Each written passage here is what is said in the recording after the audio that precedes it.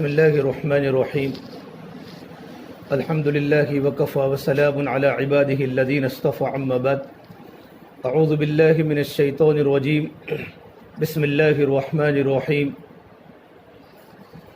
اقرأ باسم ربك الذي خلق خلق الإنسان من علق اقرأ وربك الأكرم الذي علم بالقلم علم الإنسان ما لم يعلم وقال النبي صلى الله تبارك وتعالى عليه وسلم إنما بعثتم ميسرين ولم تبعثوا معسرين أو كما قال النبي صلى الله تبارك وتعالى عليه وسلم۔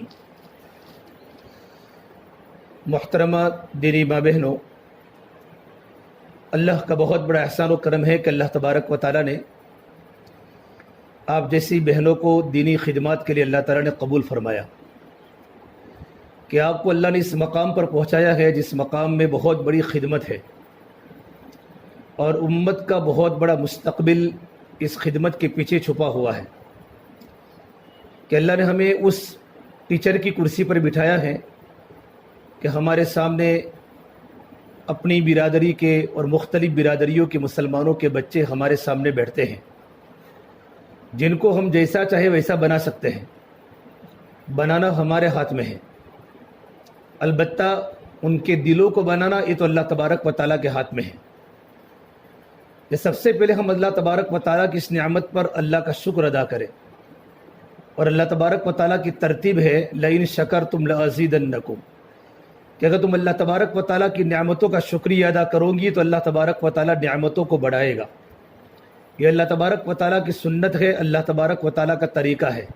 وَلَن تَجِدَ لِسُنَّتِ اللَّهِ تَبْدِيلًا، اللہ تعالیٰ اپنے طریقے کو بدلتا نہیں۔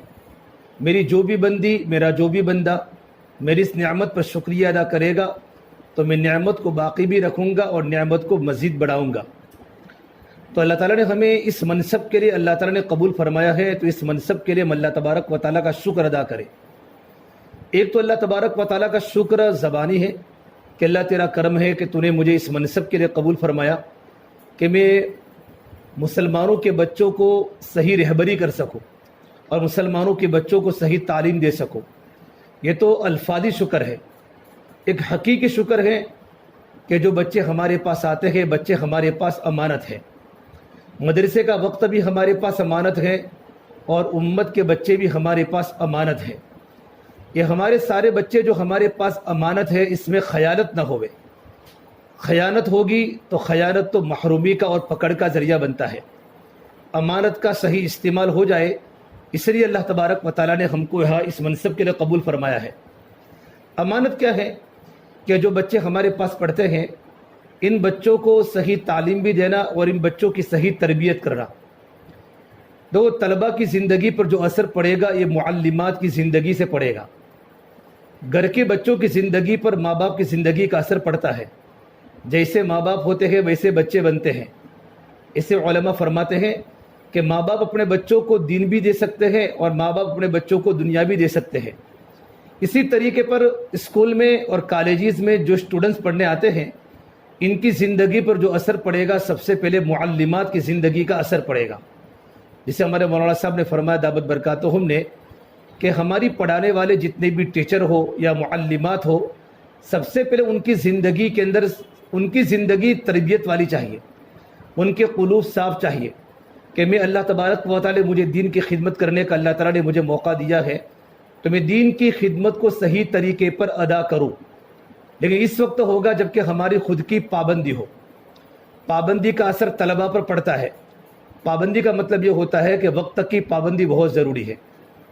وقت کی پابندی ہو، ہمارے اخلاق درست ہو، ہمارا معاشرہ پاکیزہ ہو، ہمارا رہن سہن، ہمارا چال ڈھال ایسی ہو کہ جو بچیاں جو ہمارے پاس جو پڑھنے آتی ہے یا جو بچے ہمارے پاس پڑھنے آتے ہیں یہ ہماری تعلیم سے اثر بعد میں پہلے ہماری زندگی سے اثر لے، کہ ہماری میڈم کے بولنے کا طریقہ بہت اچھا ہے، ان کا رہن سہن بہت اچھا ہے، ان کا پردہ بہت اچھا ہے، ان کے بات کرنے کا سلیقہ بہت اچھا ہے، تو بہت سے طلباء اور بہت سے طالبات، بہت سے اسٹوڈنٹ اور بہت سے پڑھنے والی بچیاں صرف استاد کی زندگی کا اثر لیتی ہے کہ ہمارے استاد کیسے ہے۔ اسے سب سے پہلے بچوں کی تربیت اور بچوں کی تعلیم کے پہلے پڑھانے والوں کی زندگی کا صحیح ہونا بہت ضروری ہے۔ پڑھانے والوں کی زندگی اگر اللہ تبارک و تعالیٰ کے احکام کے مطابق اور اللہ کے نبی صلی اللہ تبارک و تعالیٰ علیہ وسلم کی سنتوں کے مطابق ہوتی ہے، اور مستورات کے لائن کا جو دین ہے، مستورات کے لائن کا جو احکامات ہیں، ان احکامات والی زندگی اگر ہماری ہے تو ہماری زندگی کا اثر طلباء پر سب سے پہلے پڑتا ہے۔ تو ہماری زندگی کیسے ہونی چاہیے؟ سب سے پہلی بات کہ ہم یہاں اللہ تبارک و تعالیٰ نے عورتوں کو تو گھر پر رہنے کا حکم دیا ہے، وَقَرْنَ فِي بُيُوتِكُنَّ وَلَا تَبَرَّجْنَ تَبَرُّجَ الْجَاهِلِيَّةِ الْأُولَىٰ، کہ دنیا کی عورتوں کہ تم جتنا ہو سکے اپنے گھروں پر اپنا وقت گزارا کرو، بغیر ضرورت کے گھر سے باہر مت نکلا کرو۔ لیکن کبھی ضرورت کے درجے میں، جیسے ہم ضرورت کے درجے میں گھر سے باہر نکلتی ہیں، ہم مسلمانوں کے بچوں کو تعلیم دینے کے لیے ہم گھر سے باہر آتی ہے، تو اذا خرجنا تفیلات، جب نکلنے کی باری آوے گھر سے نکلنے کی تو سادہ کپڑوں میں نکلو۔ یہ اللہ کے نبی صلی اللہ تبارک و تعالیٰ علیہ وسلم کی شریعت کی تعلیم ہے کہ ہم بالکل ہمارے کپڑے بالکل صاف ہو، صفائی کا اہتمام ہو، ہمارے بال میں صفائی کا اہتمام ہو، ہماری زبان میں بالکل بول چال میں ہماری صفائی ہو، اور ہم سادہ کپڑے پہن کے نکلے، بناؤ سنگار کر کے ہم اسکولوں کے اندر نہ آوے۔ اس لیے کہ اگر آنے والی معلمات اگر بناؤ سنگار کر کے اسکولوں کے اندر آتی ہے تو اس کا اثر پڑھنے والی طالبات پر پڑتا ہے، اور پڑھنے والے طالب علموں پر اس کی زندگی کا اثر پڑتا ہے۔ ہمیں کبھی بھی نکلنے کی باری آوے ضرورت کے درجے میں نکلنے کی شریعتی گنجائش دی ہے اور شریعتی اجازت دی ہے، لیکن ہم جب بھی نکلے تو سادہ کپڑوں کے اندر نکلے، اور ہماری چال ڈھال اللہ کے نبی صلی اللہ تبارک و تعالیٰ علیہ وسلم نے فرمایا کہ قیامت کے پہلے ایسا زمانہ آئے گا، رب کاسیات عاریات، کہ بہت ساری کپڑا پہننے والی عورتیں ایسی ہوگی جیسے کہ برہنہ ہو، گویا کہ انہوں نے کپڑے پہنے ہی نہیں ہے۔ اس حدیث کی تشریح علماء فرماتے ہیں کہ کپڑے تو پہنے ہوں گے، لیکن کپڑے اتنے تنگ پہنے ہوں گے، اتنے تنگ کپڑے پہن کر اسکول میں آنا، اتنا تنگ برقع پہن کر اسکول میں آنا کہ ہماری پڑھنے والی طالبات اس کا غلط اثر لے، ہمارے یہاں کے منتظمین اس کا غلط اثر لے، کیونکہ ہم یا تو ایکٹیوا پر بیٹھ کر آئے گی یا تو ہم راستوں پر چل کر آئے گی، تو ہمارا بدن کا نشیب و فراز دیکھے گا تو اس کا بہت بڑا اثر پڑتا ہے۔ ہمارے کپڑے بالکل ڈھیلے ڈالے ہو، ہمارا برقع بالکل ڈھیلا ڈالا ہو۔ ایک تو یہ تشریح فرمائی رب کاسیات عاریات، کہ تن کپڑے ہماری مستورات نہ پہنے۔ دوسری بات بتائی کہ اتنے باریک کپڑے نہ پہنے کہ ہمارا بدن تو شریعت کی نگاہ میں ستر ہے، عورت کا پورا بدن ستر ہوتا ہے، اس کی پیشانی سے لے کر اس کا چہرہ اور اس کی دونوں ہتھیلیوں کے علاوہ پورا کا پورا مستورات کا بدن کیا ہوتا ہے؟ ستر ہوتا ہے۔ ہاں، مستورات کے سامنے اپنے ستر کو کھول سکتی ہیں، اپنا چہرہ تو ستر میں نہیں آتا، لیکن جہاں فتنے کا اندیشہ ہو، جہاں مارکیٹ میں چلنا ہو، جہاں بازار میں چلنے کا ہو، اس وقت ہم پردے کے ساتھ چلیں۔ اللہ کے نبی صلی اللہ تبارک و تعالیٰ علیہ وسلم کی پیاری بیٹی فاطمہ رضی اللہ عنہا، یہ اللہ کے نبی ہے، اللہ کے نبی کے لخت جگر ہے اور جنت کی عورتوں کی سردار ہے۔ میرے نبی نے فرمایا کہ فاطمہ تو میرے جگر کا ٹکڑا ہے۔ زندگی پوری اس طریقے پر گزاری پردے کے ساتھ کہ آج نمونہ اگر کسی کو بنانا ہو، آئیڈل بنانا ہو، تو حضرت فاطمہ کی زندگی ہمارے سامنے ہے۔ ایک مرتبہ اللہ کے نبی صلی اللہ تبارک و تعالیٰ علیہ وسلم کی مجلس میں بات چلی کہ عورت کی سب سے بڑی خوبی کیا ہے، عورت کی سب سے بڑی خوبی کیا ہے؟ تمام صحابہ کرام نے الگ الگ جواب دیے۔ کسی نے کہا وہ عورت جو زیادہ نماز پڑھنے والی ہو، کسی نے کہا جو صدقہ زیادہ کرنے والی ہو، کسی نے کہا پردہ کرنے والی ہو۔ یہ ساری کی ساری باتیں، آپ صلی اللہ تبارک و تعالیٰ علیہ وسلم ٹیچر تھے اور صحابہ کرام اسٹوڈنٹ تھے، تو ٹیچر اور اسٹوڈنٹ کے درمیان اس بات کی بحث چلی کہ عورت کی سب سے بڑی خوبی کیا ہے۔ حضرت علی رضی اللہ تعالیٰ عنہ اللہ کے نبی کے داماد بھی ہیں اور اللہ کے نبی کے کزن بھی ہے۔ وہ چپکے اپنے گھر چلے گئے اور جا کر اپنی بیوی اور اپنی وائف حضرت فاطمہ سے پوچھا کہ فاطمہ، آپ کے فادر اللہ کے نبی صلی اللہ تبارک و تعالیٰ علیہ وسلم کی مجلس میں بات چل رہی ہے کہ عورت کی سب سے بڑی خوبی کیا ہے؟ حضرت فاطمہ نے فرمایا عورت کی سب سے بڑی نیکی اور عورت کی سب سے بڑی خوبی یہ ہے کہ عورت نے زندگی اس طریقے پر گزاری ہو کہ بالغ ہونے کے بعد سے لے کر عورت کی نظر کبھی غیر محرم پر نہ پڑی ہو۔ یہ عورت کی سب سے بڑی خوبی ہے۔ غیر محرم جن سے عورت کا نکاح ہو سکتا ہے، ایسے غیر محرم پر کبھی بھی نظر نہ پڑی ہو، اور فرمایا زندگی اس طریقے پر گزاری ہو اور اس طریقے پر پردے کے ساتھ رہی ہو کہ کسی غیر محرم کی نظر بھی اس پر نہ پڑی ہو۔ یہ عورت کی سب سے بڑی خوبی ہے۔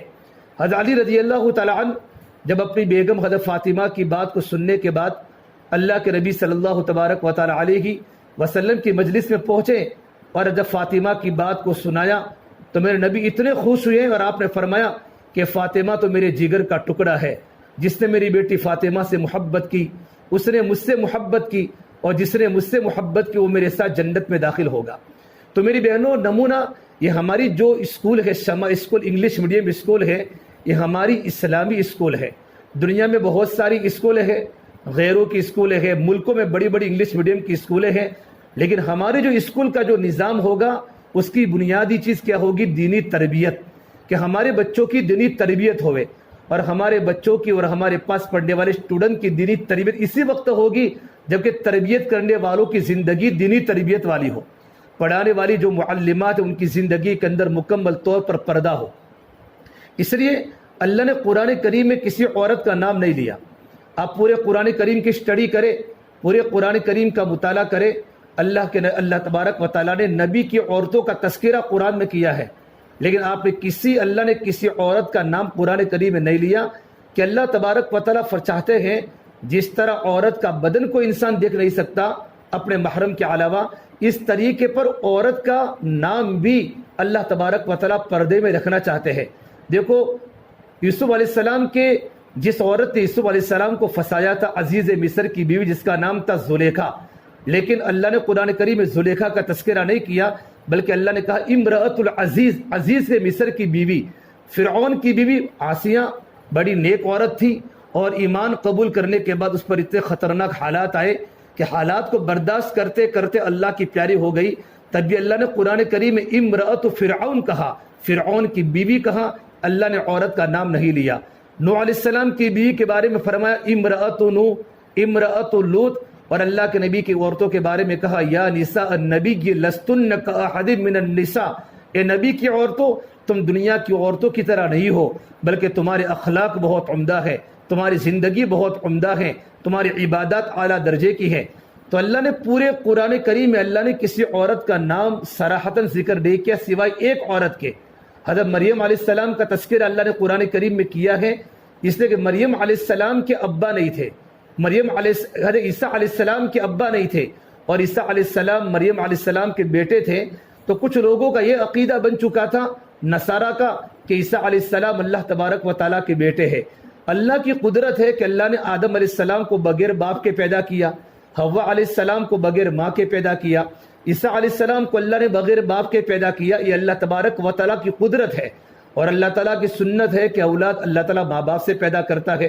تو لوگوں کا یہ عقیدہ تھا کہ عیسیٰ علیہ السلام اللہ تبارک و تعالیٰ کے بیٹے ہیں۔ وقالت النصارى المسیح ابن اللہ، یہ نصارہ کرسچن کا یہ عقیدہ تھا کہ عیسیٰ علیہ السلام اللہ تبارک و تعالیٰ کے بیٹے ہیں۔ تو اللہ تبارک و تعالیٰ نے اس عقیدے کو ختم کرنے کے لیے قرآن کریم میں مریم کا نام لیا ہے، عیسیٰ ابن مریم، کہ عیسیٰ علیہ السلام اللہ تبارک و تعالیٰ کے بیٹے نہیں ہیں، بلکہ عیسیٰ علیہ السلام تو مریم علیہ السلام کے بیٹے ہیں۔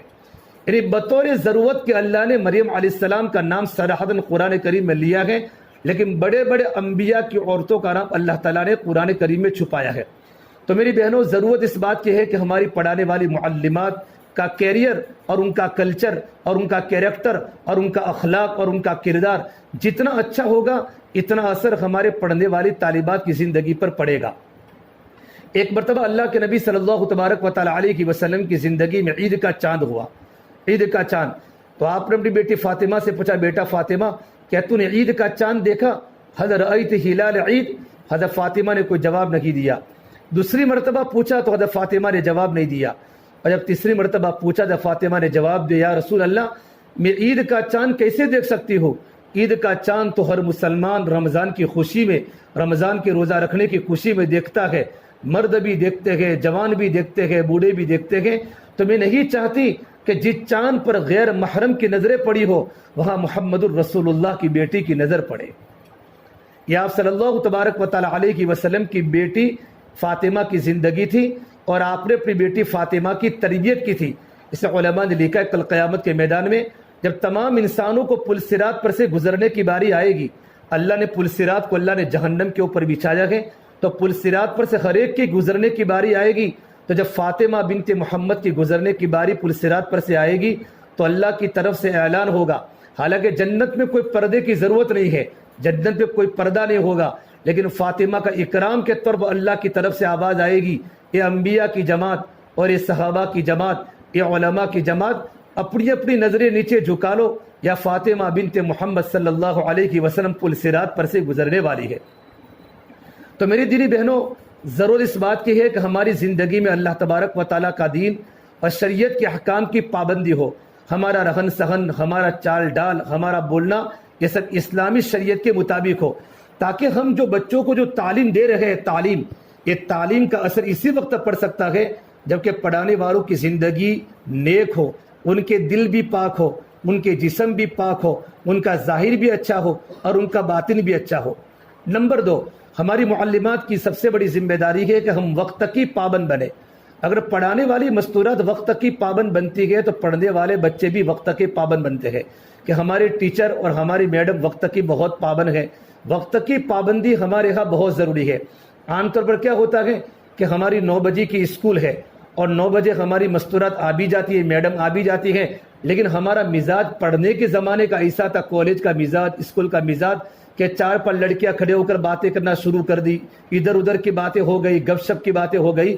تو پڑھانے کے اندر بھی ہمارا مزاج بنتا ہے کہ اپنے کلاس کے آگے 2-3 معلمات کھڑی ہو گئی اور 5 منٹ 10 منٹ ہماری باتوں کے اندر ہمارا وقت گزر گیا. تو علماء نے لکھا ہے کہ جو 10 منٹ جو تم نے بگاڑی اور تم نے مدرسے کا، اسکول کا حق ادا نہیں کیا، اس کی سیلری کا لینا تمہارے یہاں جائز نہیں ہے. یہ علماء فرماتے ہیں، شریعت کہتی ہے.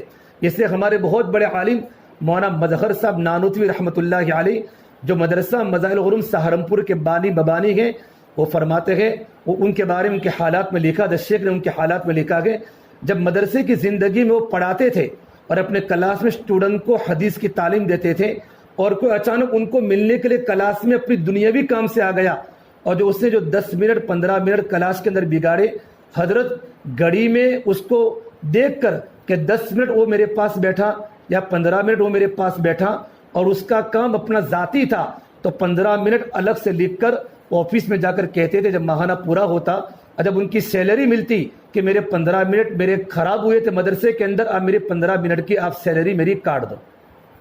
یہ ان کی زندگی میں تقویٰ تھا، یہ ان کی زندگی میں احتیاط تھا کہ امت کا پیسہ اسکول کے اندر آ رہا ہے اور لوگ بچوں کو پڑھانے کے لیے اسکولوں میں پیسے دے رہے ہیں.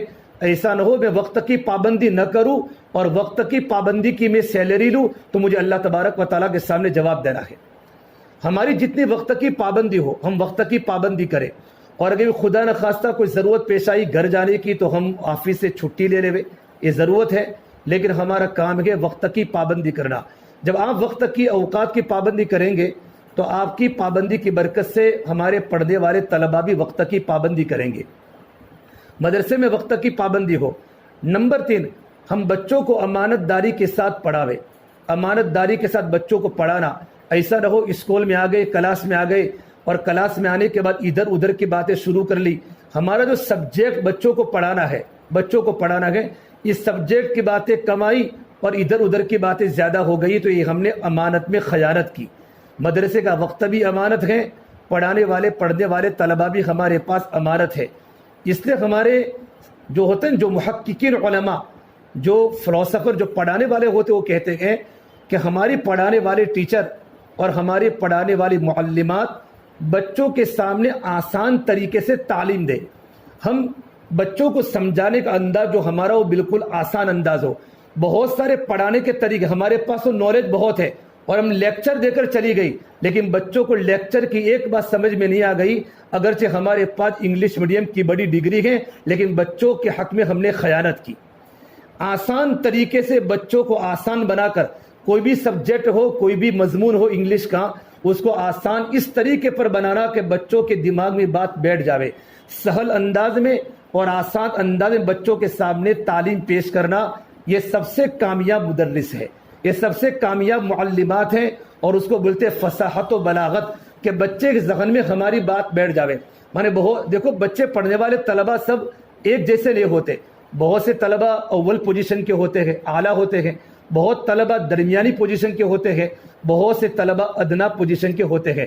ہمارا جو لیکچر کرنے کا انداز اعلیٰ پوزیشن کا نہ ہو بلکہ انگلش کو اتنا آسان انداز میں، مشکل سبق کو، مشکل سبجیکٹ کو اتنے آسان انداز میں پہلے خود سمجھ لے میں کیا پڑھ رہی ہوں، پڑھانے کے بعد اپنے گھر میں جا کر لیکچر دے. ہمارے بڑے بڑے علماء حدیث جو پڑھاتے ہیں کبھی کبھی دیوار کے سامنے پوری تقریر کرتے ہیں کہ میں بات کو صحیح طریقے پر سمجھا سکتا ہوں، اس کو ٹیپ کرتے ہیں، ریکارڈ کرتے ہیں، پھر سنتے ہیں کہ میرے سمجھانے میں کوئی غلطی تو نہیں ہوئی. اس کے بعد مدرسے میں پوری محنت کر کے بچوں کے سامنے درس دیتے ہیں. اسے ہم پہلے جو چیز ہم کو پڑھانی ہے اس کی ہم اسٹڈی کر دیں، اس کا برابر ہم مطالعہ کر لیں، اس کو برابر ہم خود یاد کر لیں. ہم خود سبق کو برابر سمجھیں گے تو بچوں کو اچھی طریقے پر گائیڈ کریں گے. اگر پڑھانے والی معلمات اگر اچھی طریقے پر سبق کو نہیں سمجھ پائے گی تو سامنے والے طالبات کو برابر وہ بات کو سمجھا نہیں سکتی. میری بات سمجھ میں آ رہی ہے؟ لے سبق کا برابر رات کو اسٹڈی کر لے، مطالعہ کرنے کہ مجھے کل بچوں کے سامنے یہ سبق پڑھانا ہے، یہ درس پڑھانا ہے، یہ سبجیکٹ پڑھانا ہے، تو میں کس طریقے پر بچوں کے سامنے پیش کروں تاکہ میرا کلاس کا ادنا سے ادنا، کمزور سے کمزور طالب علم اور کمزور سے کمزور طالبات کے دماغ میں میری یہ بات بیٹھ جاوے. اس کے لیے اگر مجھے یہ انداز نہیں آتا پڑھانے کا تو جو معلمات پڑھانے کی ماہر ہے ان کے پاس جا کر سیکھے. شرمانا نہیں چاہیے، علم میں کبھی شرمانا نہیں چاہیے، بلکہ عالم بننے کے بعد بھی بہت سارے علماء کرام اپنے بچوں کو سبق کیسے پڑھانا اس کو سمجھنے کے لیے بڑے مدرسوں میں جا کر بڑے بڑے علماء کرام کے پاس جا کر تدریب کرتے ہیں، سیکھتے ہیں کہ ہم بچوں کو کس طریقے پر پڑھاویں. ہمیں پتہ ہے کہ ہمارے اسکول کے اندر کچھ معلمات پرانی ہیں، پڑھانے میں ماشاءاللہ بہت ماہرہ ہے، اللہ نے ان کو پڑھانے کا سلیقہ دیا ہے. تو ایسا نہ ہو کہ ان کے پاس جانے سے ہم شرماویں کہ نہیں میری بہن مجھے بچوں کو یہ سبجیکٹ پڑھانا مجھے سمجھ میں نہیں آتا، آپ بتاؤ کس طریقے پر میں پڑھاؤں. سیکھنے سے ترقی ہوتی ہے، ذلت نہیں ہوتی. سیکھنے سے عزت ملتی ہے. یہ چھوٹی چھوٹی باتیں ہوتی ہیں لیکن چھوٹی چھوٹی باتیں بہت بڑی کامیابی کا اور بہت بڑی نجات کا اور بچوں کی زندگی کے بننے کا ذریعہ بن جاتی ہے.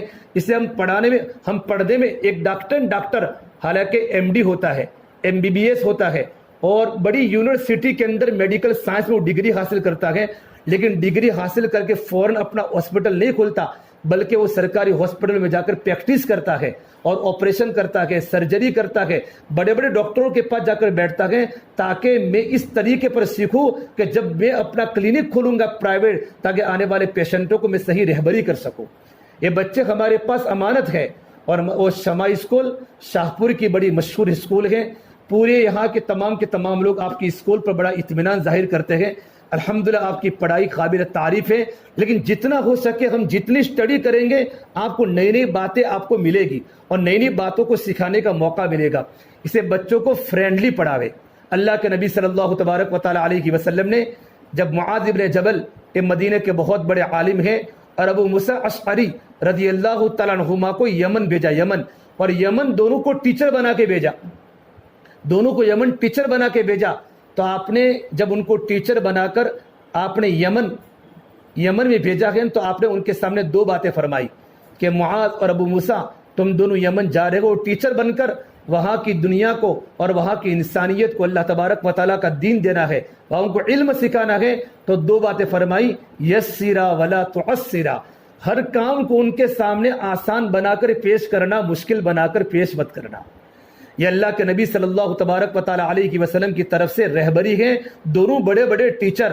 حضرت معاذ بن جبل کے بارے میں میرے نبی نے فرمایا سب سے زیادہ حلال اور حرام کو جاننے والے معاذ بن جبل ہے. اعلمہم بالحلال والحرام معاذ بن جبل. اتنے بڑے عالم ابو موسیٰ اشعری بڑے فقیہ صحابی ہیں. ان دونوں کو فرمایا آپ اپنے اسٹوڈنٹ کے سامنے اور اپنے ودیارتھیوں کے سامنے اور وہاں یمن کے لوگوں کے سامنے دین کو آسان بنا کر پیش کرنا، مشکل بنا کر پیش مت کرنا. تو ہم بچوں کے سامنے درس کو، بچوں کے سامنے آج کے سبق کو آسان بنا کر پیش کریں. اس لیے دارالعلوم دیوبند ایک بہت بڑی یونیورسٹی ہے. وہاں کے ایک بہت بڑے عالم ہمارے گجرات کے حضرت مفتی سعید احمد صاحب پالمپوری رحمۃ اللہ علیہ، جو لاک ڈاؤن میں اللہ کے پیارے ہو گئے، بڑے مقبول ترین عالم تھے. حالانکہ ان سے بڑے بڑے نالج رکھنے والے، بڑے بڑے علم رکھنے والے اس یونیورسٹی کے اندر علماء تھے، لیکن ان کا لیکچر اتنا مقبول تھا کہ شرق و غرب سے اور عرب و عجم سے لوگ پڑھنے کے لیے آتے تھے. تمام کلاسوں میں بچے غیر حاضر ہوتے تھے. حضرت مفتی صاحب کی کلاس میں بچے آنے کے لیے لائن لگاتے تھے. وجہ یہ تھی کہ ان کی زبان صاف تھی. وہ جو پڑھاتے تھے رات کو بہت دیر تک اندھیروں میں لائٹ کی روشنی میں 1-1 بجے تک جو بچوں کو پڑھانا ہوتا تھا اس کی اسٹڈی کرتے تھے تاکہ بچے امانت ہیں, بچوں کو صحیح طریقے پر بات کو سمجھا سکوں اور آسان انداز سے بچوں کے سامنے دینی تعلیم پیش کرتے تھے.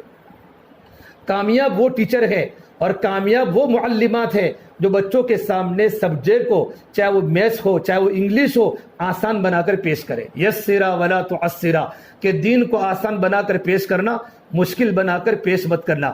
پھر بات فرمائی میرے نبی نے آگے فرمایا بشرا ولا تنفرا, بچوں کے سامنے خوشخبری کی باتیں کرنا, نفرت کی باتیں مت کرنا. جیسے ہم کہتے ہیں کوئی بچہ یاد نہیں کرتا, تو کچھ بھی نہیں کرے گا, تو کسی بھی کام کا نہیں ہے. اس طریقے نفرت کی باتیں, تانے کی باتیں ٹیچر کی زبان کو نہیں شوبتی. بعض مرتبہ بچہ یاد کر کے 2 دن سبق یاد کر کے نہیں آیا, بلکہ بچوں کو ترغیب دینا, بشارت سنانا, بیٹا اگر تم پڑھو گے تو تمہارا بھوشیہ میں یہ ہوگا, مستقبل میں تمہارا یہ ہوگا.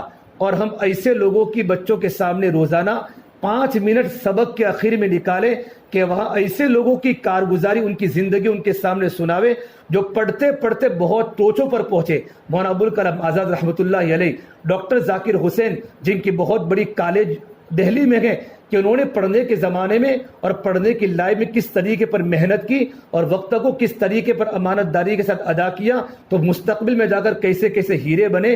اس طرح ان کے سامنے خوشخبری کی باتیں کر, نفرتوں کی باتیں نہ کرنا. ایک کامیاب ٹیچر کی نشانی ہے کہ ان کے سامنے بشارتیں سناوے. بیٹا اگر تم محنت کرو گے اللہ پاک تم کو کہاں سے کہاں پہنچائے گا. تم لندن جاؤ گے, تم امریکہ جاؤ گے, اور امریکہ کے انگریزوں کے سامنے اپنی انگلش زبان سے ان کے سامنے اللہ کے نبی کا دین پیش کرو گے, ان کے سامنے تم اسلام کی تبلیغ پیش کرو گے. بیٹا انگلش کی اتنی ضرورت ہے جتنی عربی لینگویج کی ضرورت ہے. دنیا میں انٹرنیشنل زبان 2 ہے, ایک عربی ہے اور ایک انگلش ہے, لیکن اکثر ممالک انگریزی ممالک ہے, وہاں اللہ کے نبی کے نافرمان بہت رہتے ہیں. وہاں یہودی ہیں, عیسائی ہیں, وہاں بہت سارے مسلمانوں کے علاوہ مذاہب کے لوگ ہیں. ان کے سامنے جب اسلام کو پیش کرنا ہوگا, اگر ہماری زبان اگر انگریزی نہیں ہوگی, انگریزی نالج ہمارے سامنے نہیں ہوگا, تو ان کے سامنے قرآن کے معانی کو, قرآن کے تراجم کو اور اللہ کے نبی کی باتوں کو تم کس طریقے پر پیش کر سکتے ہو. اس طریقے پر بچوں کو بشارت سنانا. میں آپ کو ایک چھوٹا سا واقعہ انگلینڈ کا سناؤں. لندن کی آکسفورڈ یونیورسٹی کے اندر ایک میڈم بچوں کو پڑھا رہی تھی. یہ بچہ اچھے گھرانے کا بچہ تھا. ان کے گھروں میں روزانہ رات کو تعلیم ہوتی, کتابی تعلیم ہوتی تھی.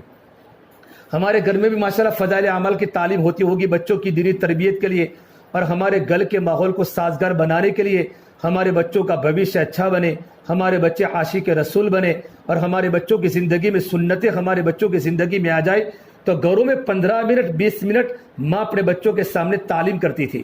حضرت عمر فاروق کا قصہ کتاب میں آیا. حضرت عمر فاروق صحابی تھے. تو بیٹے نے پوچھا اماں یہ عمر فاروق کون ہے؟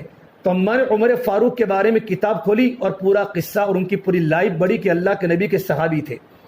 جب بچہ اسکول میں پڑھنے کے لیے پہنچا تو میڈم عیسائی تھی. پوچھا بیٹا تم بڑے ہو کر کیا بنو گے؟ کسی نے کہا میں انجینئر بنوں گا, کسی نے کہا میں ڈاکٹر بنوں گا, کسی نے کہا میں لوئر بنوں گا. الگ الگ سب اسٹوڈنٹ نے باتیں بتائی. اس بچے کو پوچھا بیٹا تم بڑے ہو کر کیا بنو گے؟ اس نے کہا میں صحابی بنوں گا. اب میڈم تو نصارہ تھی, عیسائی تھی, کہ صحابی کون ہوتے ہیں کہ مجھے کچھ پتہ نہیں. میری امی میری مدر رات کو گھر میں ایک اسلامی پستک پڑھتی ہیں, اسلامی کتاب پڑھتی ہیں. اس میں ایک صحابی کی زندگی بڑی اچھی تھی, ان کا گھرانہ بہت اچھا تھا, ان کی بچیاں بڑی نیک تھی. تو میری ماں نے مجھے کہا بیٹا تجھے صحابی بننا ہے. تو اس میڈم نے اس کی مدر کو فون کیا کہ تمہارا بیٹا یوں کہتا ہے کہ مجھے صحابی بننا ہے, تو صحابی کون ہوتے ہیں؟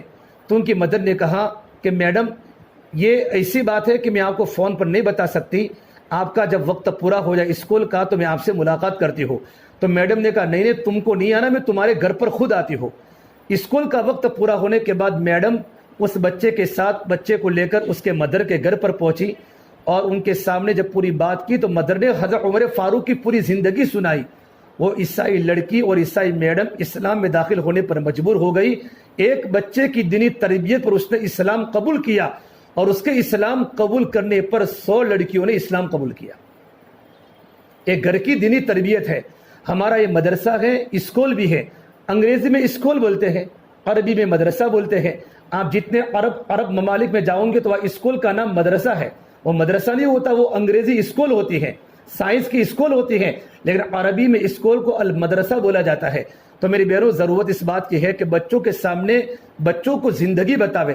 بیٹا چونکہ بچپن کو بچوں کو پتہ نہیں ہوتا, وہ کھیل کود کا زمانہ ہوتا ہے, ان کو پتہ نہیں ہوتا کہ ہمارا بھوشیہ خراب ہوتا ہے, ہمارا مستقبل خراب ہوتا ہے. کبھی ہماری زبان سے نفرت کی باتیں کبھی نہ آوے. ٹھیک ہے, اس کا خیال کرے. موقع محل سے بچوں کے سامنے موقع محل سے کوئی دینی بات بھی کرنا, موقع محل سے. جیسے ایک مرتبہ اللہ کے نبی صلی اللہ تبارک و تعالی علیہ وسلم کے زمانے میں سورج گرہن ہوا. سورج گرہن, چاند گرہن ہوتا ہے, تو اللہ کے نبی نے سورج گرہن کی نماز پڑھائی.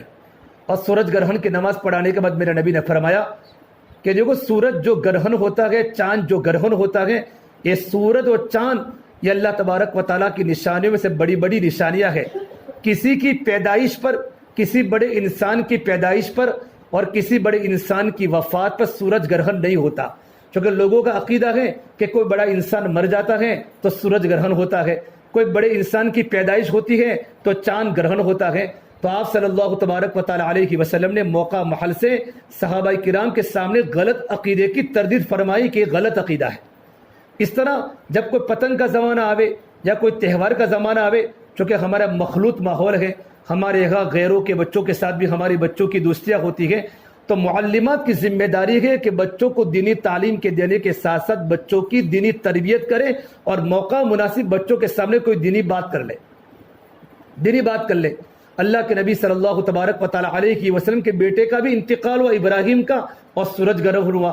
تو لوگوں کی زبان پر یہ بات آ گئی کہ ابراہیم کی موت پر سورج گرہن ہوا ہے.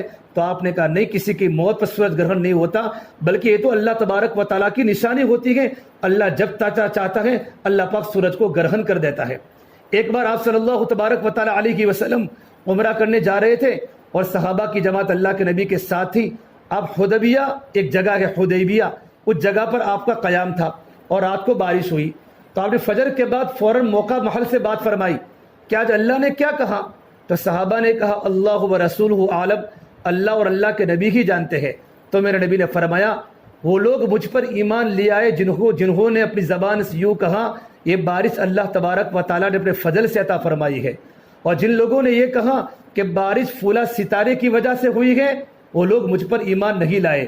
زمانے جاہلیت میں عقیدہ تھا کہ ستارہ جب کوئی ڈوبتا تھا تو بارش برستی تھی.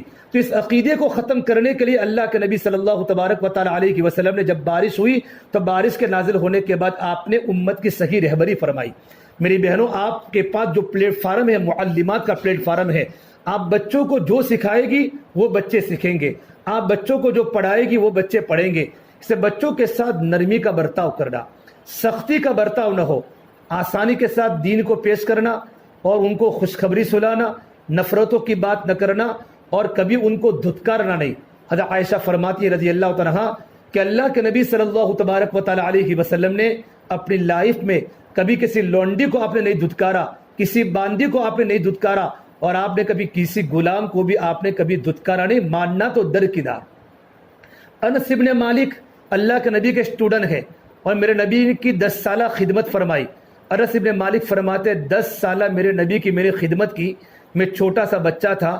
10 سال کی عمر میں ریکارڈ ہے کہ میرے نبی نے کبھی مجھے اف بھی نہیں کہا. یہ اللہ کے نبی ٹیچر ہیں اور اللہ کے نبی کی زندگی میرے اور آپ پر نمونہ ہے. لقد کان لکم فی رسول اللہ اسوۃ حسنہ. آپ نے جب نبوت کا دعویٰ کیا ایک انسان آپ کو ساتھ دینے والا نہیں تھا, لیکن آپ کی زبان کی نرمی اور آپ کا کیریکٹر اور آپ کے اخلاق اتنے اعلیٰ پیمانے پر تھے کہ آج جب دنیا سے آپ پردہ فرما گئے تو 1,24,000 کا مجمع اللہ کے نبی کے ہاتھ پر ایمان میں داخل ہو چکا تھا. کٹر سے کٹر لوگ جو اللہ کے نبی کے قتل کے در پہ تھے, لیکن میرے نبی کی زبان کی نرمی اور میرے نبی کے اخلاق سے لوگ کیا ہو گئے, موم ہو گئے. ہماری پڑھانے والی معلمات کی زندگی ایسی ہونی چاہیے, ان کی زبان میں نرمی ہونی چاہیے اور ان کی زبان پر بشارت کی باتیں ہونی چاہیے. انس بن مالک کو میرے نبی نے کوئی کام بتایا, بیٹا ایک کام کر کے آؤ. وہ کام کرنے کی نیت سے گئے, راستے میں کچھ بچے کھیل رہے تھے, وہ بچوں کے ساتھ کھیلنا شروع کر دیا. بہت ٹائم ہو گیا, انس بن مالک واپس نہیں آئے. تو آپ صلی اللہ تبارک و تعالی علیہ وسلم خود گئے, دیکھا انس بن مالک وہاں کھیل لگے ہیں. آپ نے ایک لفظ بھی نہیں کہا, بیٹا آپ یہاں ہو؟ کہا یا رسول اللہ میں بھی کام کر کے واپس لوٹتا ہوں۔ یہ میرے نبی کے ایک شاگرد کے ساتھ اخلاق ہے۔ ایک بار ام سلیم حضرت انس کی والدہ ہے، ام سلیم نے اپنے بیٹے انس کو کہا بیٹا میرے پاس انگور کا کھچا ہے، دیکھو گچھا انگور کا جو گچھا ہوتا ہے، یہ انگور کا گچھا تم اللہ کے نبی کی خدمت میں دے کر آؤ۔ ماں نے اپنے بیٹے کو کہا۔ انس بن مالک فرماتے ہیں میں لے کر گیا تو راستے میں مجھے خیال آیا کہ انگور میٹھی ہوگی یا کھٹی ہوگی، تو میں نے ایک دانہ چکھ لیا، پھر دوسرا دانہ چکھ لیا، یوں کر کے اللہ کے نبی کے گھر آتے پورا انگور کا گچھا پورا کا ختم ہو چکا، نے پوری انگور کھا گئے، سیدھے چپ چاپ گھر پر واپس آ گئے۔ انس بن مالک نہ اپنی امی کے سامنے کوئی بات کی نہ اللہ کے نبی کے سامنے کوئی بات کی۔ کچھ مدت کے بعد آپ صلی اللہ تبارک و تعالی علیہ وسلم ام سلیم کے گھر پر پہنچے۔ ام سلیم انس بن مالک کی والدہ ہے۔ تو ام سلیم نے کہا یا رسول اللہ انگور کیسی تھی؟ تو آپ نے کہا کون سے انگور؟ کہ میں نے میرے بیٹے انس کے ساتھ بھیجی تھی، تو آپ سمجھ گئے کہ چھوٹا سا بچہ ہے راستے میں کھا لیا ہوگا، تو آپ نے انس بن مالک کو کچھ بھی نہیں کہا۔ انس بن مالک فرماتے ہیں کہ کبھی کبھی اللہ کے نبی صلی اللہ تبارک و تعالی علیہ وسلم مجھے ملتے ہیں کبھی کبھی، تو بطور محبت کے میرا کان مروڑ کے فرماتے انس انگور کھٹی تھی یا انگور میٹھی تھی، یوں کر کے آپ بچوں کے ساتھ پیار کی اور محبت کی باتیں کرتے تھے۔ تو ہمارا کام ہے بچوں کے ساتھ نرمی سے بات کرنا، بچوں کو بشارتیں سنانا، بچوں کو نفرت کبھی نہ دلانا، اور ہمارا بدن کا پورا لباس اس طریقے پر ہو کہ کوئی ہمارے اسکول میں انٹری کرے تو ہمیں لگے ماشاءاللہ تو اسلامی اسکول ہے، پڑھانے والے معلمات کی زندگی دیکھو، اللہ تبارک و تعالیٰ کی یاد تازہ ہو جائے۔ ہم شریعت کو سنت کو سامنے رکھے، ماڈرن کلچر ہماری اسکول میں نہ آوے۔ میری بہنوں، اتنا بڑا سورج بھی مغرب میں جا کے ڈوب جاتا ہے اور دنیا کے انسانوں کو اعلان کر کے کہتا ہے اگر تم نے اللہ کے نبی کی زندگی چھوڑ کر، عائشہ کی زندگی کو چھوڑ کر، فاطمہ کی زندگی کو چھوڑ کر اگر تم نے ماڈرن کلچر کو اختیار کیا اور یورپ کے کلچر کو اختیار کیا اور اپنے سر سے دوپٹے تم نے اتار دیے تو تمہارا ڈوبنا بھی مقدر ہے، تمہارا ڈوبنا بھی مقدر ہے۔ ہماری ذمہ داری بنتی ہے کہ بچوں کو محنت کے ساتھ پڑھانا۔ ہم بچوں کو جتنا محنت کے ساتھ انشاءاللہ پڑھائیں گے، دیکھو کوئی ہماری نگرانی کرے نہ کرے، ہم اللہ تبارک و تعالیٰ کی نگرانی میں ہے۔ ان ربک لبالمرصاد، ہمارا رب ہمیں گات لگا کر دیکھ رہا ہے۔ دیکھا کوئی شکاری جب کوئی شکار کو کرتا ہے شکار کو، تو اس کی آنکھ پلک جھپک کے برابر بھی آنکھ ادھر ادھر نہیں ہوتی، اس سے زیادہ اللہ تبارک و تعالیٰ اپنے بندوں کو دیکھ رہا ہے۔ اس لیے ہم کلاس میں وقت کی پابندی کرے، امانت کا خیال کرے اور ادھر ادھر کی باتوں سے اپنے آپ کو بچاوے، یہ ہماری ذمہ داری انشاءاللہ۔ اور بچوں کے سامنے بے تکلفی کی بات نہ کریں، ورنہ بچے کیا ہو جاتے ہیں؟ آزاد ہو جاتے ہیں۔ بچوں کے سامنے وقار سے بات کرے، بچوں سے کبھی تالیاں نہ بجاوے۔ کوئی اچھا جملہ کوئی اچھا بچہ بولا تو بیٹے کے ساتھ سبحان اللہ، سبحان اللہ، لا الہ الا اللہ۔ تو ہماری بچوں کی زبان پر کوئی ایسا تعجب کی بات ہوگی تو بچے کیا بولیں گے؟ اللہ کا نام لیں گے، لا الہ الا اللہ، سبحان اللہ، لا الہ الا اللہ، سبحان اللہ۔ تنزانیہ دار السلام ایک بار میرا جانا ہوا، وہاں انگلش میڈیم کی اسکول تھی اور ساری کی ساری پڑھانے والی معلمات تھی۔ افریقہ کے ملک کی بات کرتا ہوں، دار السلام میں۔ تو جب میں بات کر رہا تھا تو سارے طالبات تھی، بچیاں تھی اور معلمات بھی بیٹھی ہوئی تھی۔ ایسی کوئی بات پیش ہو جاوے تو ساری بچیاں بولے سبحان اللہ، سبحان اللہ۔ تو مجھے اس اسلامی کلچر سے اتنا دل خوش ہوا کہ افریقہ جیسے ممالک میں بچوں کی زبان پر اللہ کے سوا کچھ نہیں ہوتا۔ اور آپ ہمارے ہندوستان کی اسکولوں میں چلے جاؤ تو جب کوئی ہنسنے کی بات ہوتی ہے یا کوئی سی تعجب کی بات ہوتی ہے تو بچے زوردار تالیاں بجاتے ہیں، اور یہ اسلام کی شان کے خلاف ہے اور اسلامی شعار کے خلاف ہے۔ اسے ہماری ذمہ داری بنتی ہے ہم ان باتوں کا بہت بڑا خیال کریں، اپنی زبان سے کوئی گندی بات نہ نکلے۔ دیکھو بچے سب کچھ نوٹ کرتے ہیں اور گھر جا کر اپنے ماں باپ کے سامنے ساری باتیں کرتے ہیں کہ میڈم نے یہ کہا، میڈم نے یہ کہا، میڈم نے یہ کہا۔ اور یاد رکھنا بچے کبھی جھوٹ نہیں بولتے، چھوٹے بچے 4-5 سال کا بچہ کبھی جھوٹ نہیں بولتا۔ اللہ نے ہر بچے کو اس کی فطرت پر پیدا کیا ہے۔ کل مولود یولد علی الفطرہ، جو بچہ دنیا میں پیدا ہوتا ہے اپنی فطرت پر پیدا ہوتا ہے اور اس کی فطرت میں سچائی ہے، بچہ کبھی جھوٹ نہیں بولتا۔ یہ تو گھر کا ماحول اور اسکول کا ماحول، فَأَبَوَاهُ يُهَوِّدَانِهِ وَيُنَصِّرَانِهِ وَيُمَجِّسَانِهِ، کہ اس کے ماں باپ اس کی اسکول کی لائف اور اس کی گھریلو زندگی بچے کو یہودی بناتی ہے، بچے کو نصارہ بناتی ہے اور بچے کو مجوسی بناتی ہے۔ اس سے میری بہنوں ہماری ذمہ داری ہے، کچھ باتیں میں نے آپ کے سامنے کہی ہیں، ان باتوں کا ہم خیال کریں اور ہماری معلمات کی زندگی میں قرآن کی تلاوت ہو، اللہ کا ذکر ہو، تسبیحات کی پابندی ہو۔ انشاءاللہ ہم مسلمان ہیں، ہم اسلامی بیٹیاں ہیں، اسلامی کلچر ہمارا ہو تو کیا ہوگا، ہماری جو پڑھنے والی جو طالبات، کبھی کبھی آپ کو پتہ بھی نہیں ہوگا، آپ یہاں بیٹھے ہیں اور آپ کے پاس پڑھنے والی بچی مستقبل میں اتنی بڑی بن سکتی ہے کہ ہم کو ان کے سامنے سلام کرنا پڑتا ہے۔ کبھی کبھی شاگرد استاد سے آگے بڑھ جاتا ہے، کبھی کبھی اسٹوڈنٹ استاد سے آگے بڑھ جاتا ہے۔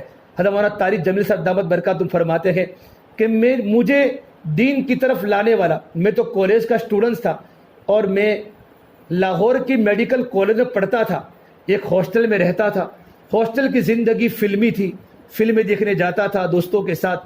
ایک لڑکا ہماری ہاسٹل میں بہت نیک بچہ تھا، بنگلہ دیش کا بچہ، بہت نیک بچہ، پیر سے معذور تھا۔ کبھی مجھے کہتا تاریخ، اللہ نے تجھے اچھی صلاحیت دی ہے، کیپیسٹی دی ہے، اپنی صلاحیت کو دین میں لگاؤ بیٹا، مستقبل کے ستارے بنو گے۔ تو مجھے اس کی باتیں اچھی نہیں لگتی تھی چونکہ ماحول غلط تھا، لیکن ایک بار وہ بچہ میرے پیر کے پکڑ کو رونے لگا۔ جمعرات کا دن تھا، ہفتہ واری اجتماع کا دن تھا، بہت بڑے عالم کا لاہور کے مرکز پر بیان تھا۔ میں نے کہا چلو آج اس کے ساتھ چلتا ہوں۔ جب میں وہاں بیٹھا ہوں بس میں نے اپنی زندگی کو چینج کیا۔ اس بنگالی کو تو کوئی نہیں جانتا لیکن مولانا کو پوری دنیا جانتی ہے، دعوت دینے والے کو کوئی نہیں جانتا اللہ کی ذات کے سوا، لیکن مولانا کو پوری دنیا جانتی ہے۔ اور مولانا کے بیانات سے ہزاروں نوجوانوں نے زندگیاں بدلی، ہزاروں بچیوں نے پردہ کیا، ہزاروں بچیوں نے اپنی زندگی کی لائف بنائی اور ہزاروں بچیاں راتوں کو رونے والی بن گئی اور اسٹیٹوں پر ناچنے والی، اللہ کے سامنے راتوں کو سجدہ کرنے والی بن گئی مولانا کے بیانات کو سن سن کے۔ اس سے میری بہنوں اللہ نے آپ کو خدمت کرنے کا موقع دیا ہے، آپس میں محبت کے ساتھ رہے۔ اللہ نے کسی کو کچھ دیا ہے تو کسی پر حسد نہ کرے، ہماری زبان پر کبھی تکبر نہ ہو۔ دیکھو مدرسے کی زندگی میں اور اسکول کی زندگی میں آپس میں حسد ہوتا ہے، کسی کے خلاف بات کرنا اور ہماری پرنسپل کے خلاف بات کرنا، ان کے خلاف کوئی اسکیم کرنا، اس سے انسان کا زوال پیدا ہوتا ہے۔ ہم امانت داری کے ساتھ مدرسے کے اندر آوے، اسکول کے اندر آوے اور اپنے بڑوں کی قدر کرنا، پرنسپل کی قدر کرنا، ان کو منتظمین نے بڑا بنایا ہے، ان کی باتوں کو ماننا۔ اگر کوئی بات کہتے ہیں تو ہماری تربیت کے لیے وہ بات کرتے ہیں، ان کی باتوں کو مانو گے تو اسکول کا نظام صحیح طریقے پر چلے گا۔ وہ بھی کسی کے انڈر میں پڑھا چکی ہے، ان کی بھی کوئی سربراہ تھی اور ان کی بھی کوئی پرنسپل تھی، وہ ان کی باتوں کو سن سن کے آج ان کو مقام ملا ہے۔ اور آپس میں محبت کے ساتھ رہنا، کبھی چونکہ شیطان کیا کرتا ہے آپس میں چھوٹی چھوٹی باتوں پر نفرت کی باتیں دل میں ڈالتا ہے۔ ہمارا قلب ہر ایک کے بارے میں پاک ہو، ہمارا دل ہر ایک کے بارے میں صاف ہو، ہم ایک دوسرے کی قدر کریں۔ ہم نے ترکیسر میں پڑھا، ہمارے استادوں کو دیکھا کہ جب استادوں کے چپل آگے ہوتے نا، آگے ایک استاد دوسرے استاد کے چپل کو سیدھا کر کے نکلتا، استاد کے چپل کو، ایک سٹوڈنٹ اپنے استاد کے چپل کو سیدھا کرے تو یہ تو لگتا ہے کہ وہ اسٹوڈنٹ ہے اور وہ کیا استاد ہے، وہ ٹیچر ہے۔ لیکن میں نے دیکھا بڑے بڑے ٹیچر چھوٹے ٹیچر کے جوتوں کو صحیح کر کے نکلتے تھے، ان کو دیکھ کر ہم روتے تھے کہ ان ٹیچروں کے دل میں کتنی آپس میں محبت ہے، ان کا کتنا آپس میں اکرام ہے، ان کی کتنی آپس میں قدر و قیمت ہے۔ تو میری بہنوں میں نے چھوٹی موٹی تربیت کی لائن کی باتیں آپ کے سامنے کہی ہے۔ اللہ مجھے بھی عمل کی توفیق دے، اللہ آپ کو بھی عمل کی توفیق دے۔ ان باتوں پر عملی زندگی بنانا ہے اور روزانہ کچھ وقت نکال کر اللہ کے سامنے رونے کی عادت ڈالو۔ آپ کی زندگی میں اللہ کا دین ہوگا نا، آپ راتوں کو رونے والی ہوگی، اللہ آپ کی نسلوں کو دیندار بنائے گا، اللہ آپ کی نسلوں کو دیندار بنائے گا، اللہ تعالیٰ آپ کے بچوں کو دیندار بنائے گا۔ اور جتنا ہو سکے موبائل سے پرہیز کرنا یہ ہماری ذمہ داری ہے۔ بغیر ضرورت کے موبائل نہ رکھے اور موبائل میں انہی فون کو ریسیو کرے جن کا نمبر ہم نے سیو کیا ہے، اور بغیر سیو کیا کوئی فون آوے ہم کبھی کسی فون کو ریسیو نہ کریں، یہ ہماری ذمہ داری ہے۔ آج کا معاشرہ بڑا گندا ہے، اللہ نے آپ کو عزت دی ہے، اللہ نے آپ کو اکرام دیا ہے، اللہ نے آپ کو ٹیچر، اس لیے ہم سے ایسی کوئی غلطی نہ ہو جاوے جس سے ہمارے منتظمین پریشان ہو جاوے اور ہمارے بچوں پر ہماری زندگی کا غلط اثر پڑے۔ جس طرح نیک زندگی کا اثر پڑتا ہے نا، اس طرح غلط زندگی کا اثر بھی پڑتا ہے۔ سائنسداں کہتے ہیں جب کوئی ماں اپنے بیٹے کو دودھ پلاتی ہے تو خالی ماں اپنے بیٹے کو دودھ نہیں پلاتی، اگر ماں کی زندگی میں تقویٰ ہوتا ہے اور ماں آنکھوں کی نظر کی حفاظت کرنے والی ہوتی ہے اور راتوں کو اللہ کے سامنے رونے والی ہوتی ہے، قرآن کی تلاوت کی پابند ہوتی ہے، وہی ماں جب اپنے بچے کو دودھ پلاتی ہے تو خالی دودھ نہیں پلاتی، دودھ کے ساتھ ماں کی اچھی زندگی کا اثر بھی اولاد کے اندر منتقل ہوتا ہے۔ اگر کوئی ماں غلط زندگی گزارتی ہے، 24 گھنٹے موبائل پر ویڈیو دیکھتی ہے، نمازوں کی پابند نہیں ہے، قرآن کی تلاوت کی پابند نہیں ہے اور اس کی آنکھیں بھٹکی ہوئی ہے، اگر وہی ماں اپنے بچے کو دودھ پلاتی ہے تو دودھ پلانے کے ساتھ ساتھ ماں کی زندگی کا اثر بھی اولاد کی زندگی میں منتقل ہوتا ہے۔ اس سے میرے بہنوں، راستے میں چلتے آتے ہم اس طریقے پر آوے کہ یہ شمع انگلش میڈیم کی ٹیچر بہن ہے، اس کا دیکھو چال کتنی سادہ ہے، پیروں کو کتنا جھکا جھکا کے چلتی ہے، راستے میں ادھر ادھر کھڑے نہیں رہنا، سیدھا اسکول آنا، اسکول سے سیدھا گھر جانا۔ اور دیکھو ٹیچروں پر سب سے زیادہ انگلی کے نشانات ہوتے ہیں، انگلیاں ان پر زیادہ ہوتی ہے جو لوگ کام کرتے ہیں، علماء لوگوں کی انگلیاں ہوتی ہے، معلمات پڑھانے والی پر لوگوں کی انگلیاں ہوتی ہے۔ یہ تو لوگ کریں گے، ہم اپنی زندگی کو بالکل پاک اور صاف رکھیں، زندگی کا اہتمام کریں، انشاءاللہ تہمت کی جگہوں سے بھی اپنے آپ کو بچاوے۔ جس طرح ہم اسکول میں پردے کی کتنی پابندی کرتی ہیں، اپنی نجی زندگی میں اور اپنی گھریلو زندگی کے اندر بھی پردے کی پابند۔ میری بہنوں، سادگی اور حیا تو عورت کا زیور ہے، عورت کا زیور تو حیا ہے، اور حیا تو ایمان کا شعبہ ہے۔ الحیاء شعبۃ من الایمان، حیا تو ایمان کا عظیم شعبہ ہے، عظیم شعبہ ہے، عظیم شعبہ ہے۔ میں آپ کو کتنے ملکوں کی کارگزاری سناؤں کہ وہاں میڈم کی دینداری کا اثر اسکول پر اتنا پڑا۔ ابھی آکسفورڈ یونیورسٹی کی کارگزاری آئی کہ وہاں 2 سہیلیاں ایک میڈم کے پاس پڑھتی تھی، اور میڈم کی زندگی میں اتنا دین تھا کہ وہ بچے جب گھر پر پہنچے گھر پر پہنچنے کے بعد اس کے ابو طہارت خانے میں جانے کا وقت ہوا، کسی نے گھر کا دروازہ کھٹکھٹایا تو اس کے ابو نے کہا بیٹا ایک کوئی باہر آتا ہے ان کو جواب دے دو۔ تو لڑکی یوں کہتی ہے میں گھر کے دروازے پر پہنچی، ایک انسان دروازہ کھٹکھٹا رہا تھا، میرے ابو کا کوئی دوست ہوگا، تو میں نے دروازے پر گئی پھر واپس آ گئی، حیا تھی، شرم تھی، کون ہوگا، میں پرائے آدمی سے بات کروں گی، مجھے وہ پوچھے گا میں اس کا جواب دوں گی، یوں کر کے واپس آئی۔ پھر دل میں خیال ہے میرے ابو مجھے ٹوکیں گے، پھر 2 بار آ گئی، لیکن اندر کی غیرت نے دوبارہ بھی چوپ رہنے پر مجبور کیا، 2 بار واپس آ گئی۔ جب میں تیسری مرتبہ جانے لگی تو میرے ابو گئے، اور میرے ابو نے جا کر کہا بھائی کون ہو؟ تو میرے ابو نے کہا بیٹا تو نے کیوں جواب نہیں دیا؟ کہ میری اسکول کی میڈم نے مجھے تعلیم دی ہے کہ غیر انسان سے کبھی سوال کا جواب نہیں دینا۔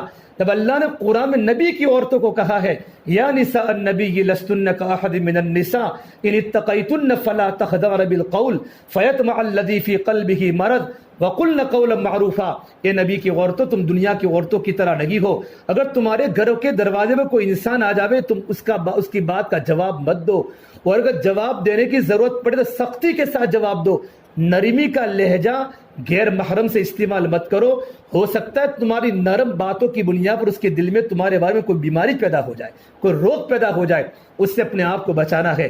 اللہ نے آپ کو آراستہ کیا ہے، اللہ نے آپ کو زینت دی ہے، تو حیا تو ایمان کا زیور ہے۔ اللہ کے نبی صلی اللہ تبارک و تعالی علیہ وسلم کی بیٹیاں کتنی حیا والی تھی۔